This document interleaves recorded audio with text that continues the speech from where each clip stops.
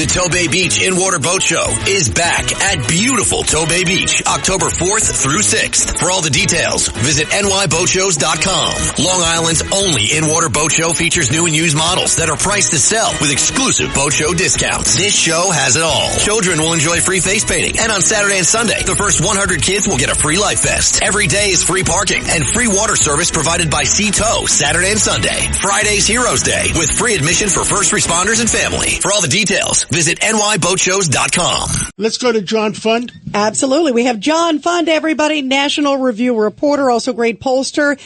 John, you wrote a bombshell story. It's in the Daily Caller News Foundation published it.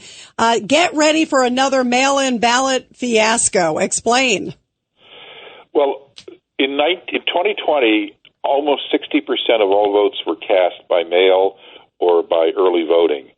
And that is up from only 20% in 2016. So even though that number may go down a little bit this year, a lot of mailing is going to be done.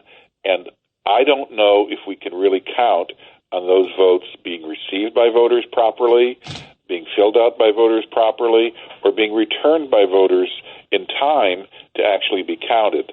And we have seen some primaries this year where 2%, 3% of all the absentee ballots sent out didn't make it back in time to be counted.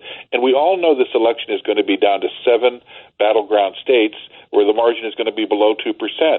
We literally may have an election in which the decision will be decided by what mail ballots are in the mail and whether or not, like checks that people say are in the mail, they ever existed or will they ever be counted. Wow. That is horrible.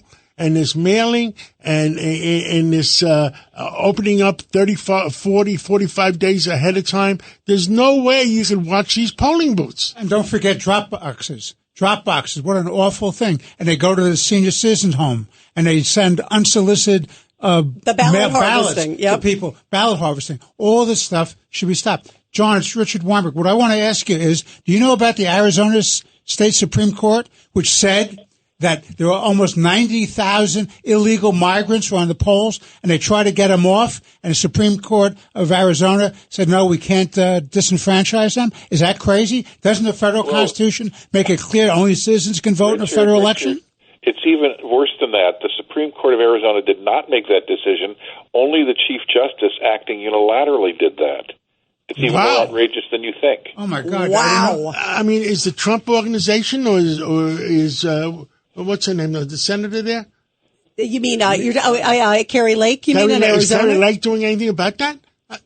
I'll be quite honest with you.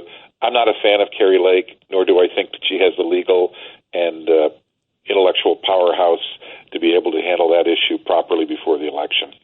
Is somebody looking into it, John? Because I think that's an interesting point. I mean, how can you allow these to be on there? The only appeal is to the entire Arizona Supreme Court. Do you think they're going to go against their own Chief Justice? I don't think so. Wow. They have to come up with a federal cause of action because it's a violation of the federal Constitution. They got to move it into federal court. Yeah, get it out of there. The odds of the Supreme Court hearing that case are how much?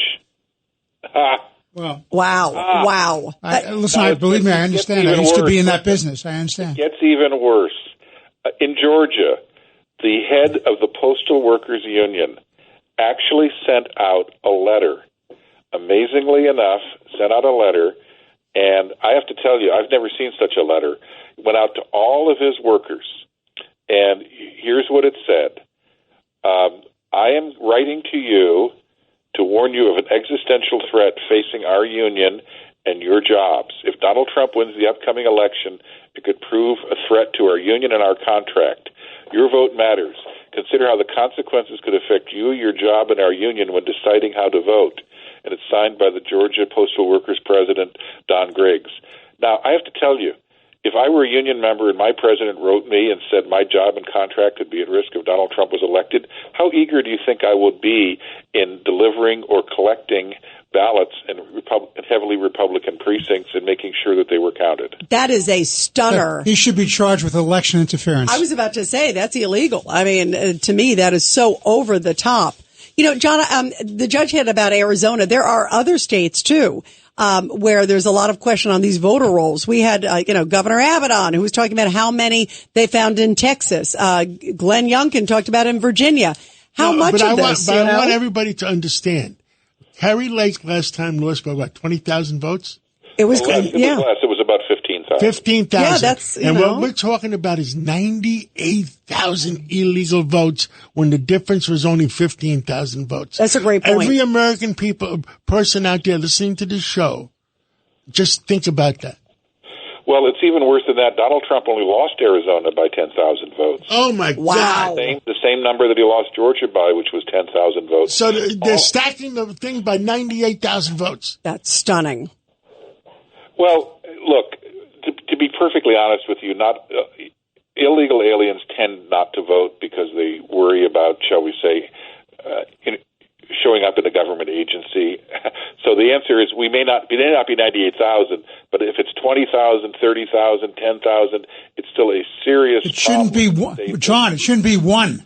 Of course, I understand that, but we're the three of us are not the judges who are going to be hearing this case. Let's be honest with that.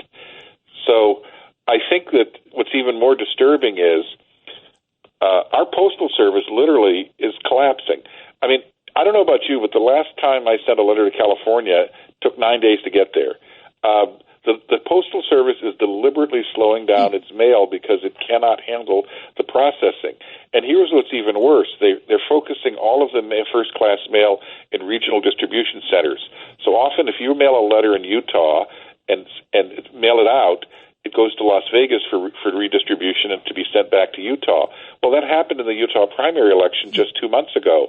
So 980 absentee votes were mailed by people to their local county clerk. Instead of the county clerk getting them, they went to the post office distribution center in Las Vegas, the neighboring state, and they didn't get back in time to be counted. And the primary in Utah was decided by 117 votes, and 980 votes that were cast weren't counted. Wow. I'm sitting here, John, and you and I have known each other a long time. I'm sitting, how can anyone have faith in the election process? I mean, what do you say to people, Well, what do you say about the post office? Does anyone have faith in the post office? Look, if you want a ticket in the New York lottery and you got a prize, I don't even care if it's $50. If they asked you to mail in your lottery ticket to claim your prize, would you do it? I don't think so. Never. Yeah, never. Scam. All right, John, thank you. Wow. John Fund, you got to come on more often. You say and do the right things. You tell the American people the truth, and we enjoy hearing you. And my piece on this is in today's Daily Caller, which you can easily go on the website, dailycaller.com, and you can read the rest of the story. Absolutely. Thank you, John, very much.